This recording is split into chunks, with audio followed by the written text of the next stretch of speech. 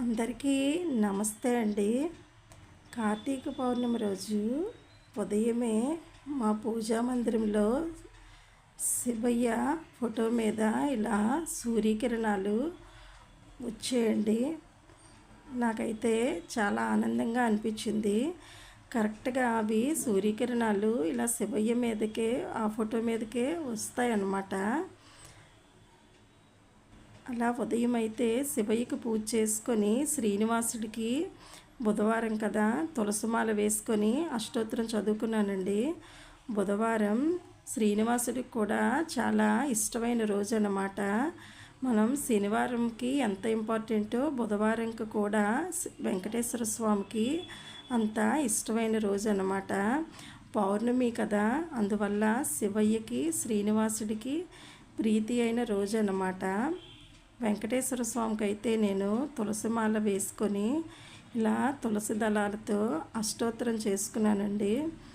శివయ్యకు కూడా అష్టోత్తరం చదువుకొని ఇలా చలివిడి వడపప్పు ఇంపార్టెంట్ అనమాట. పౌర్ణమి పూజకి సాయంత్రం వరకు ఉపవాసం ఉండి ముందుగా చలివిడి వడపప్పు తినాలన్నమాట. ఇలా పౌర్ణమి ఉన్న వాళ్ళైతే సాయంత్రం వరకు ఉపవాసం ఉండి సాయంత్రం బూర్లేసి చంద్రుడికి పూజ చేసి మళ్ళీ ఇంట్లో కూడా శివయ్యకి పూజ చేసి శివయ్య తాలూకుది కథ చదువుకొని ఇలా కార్తీక నోములు ఉన్నవాళ్ళు అలా చేస్తారండి. మాకైతే నోములు లేవు. మామూలుగా పూజా మందిరంలో పూజ, తులసమ్మ దగ్గర పూజ చేసుకున్నాను అనమాట. 365 ఒత్తులు అయితే వెలిగించుకుంటాను.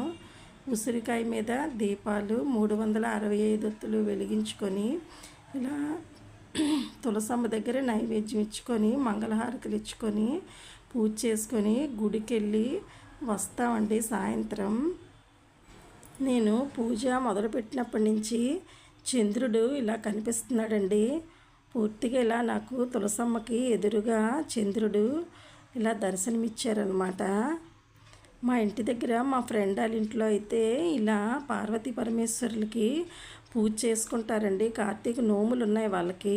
ఇలా పూజా మందిరంలో అన్నీ పెట్టుకొని ఇలా వరిదుబ్బు, కంద అన్నీ పెట్టుకొని ఇలా పూజ చేస్తారు. వాళ్ళకి నోములు ఉన్నాయి. సాయంత్రం ఊర్లు వేసుకొని ఉపవాసం చేసి గుడికి వెళ్ళొచ్చి ఇలా కార్తీక నోములు చేసుకుంటారండి, నోములు ఉన్న వాళ్ళైతే.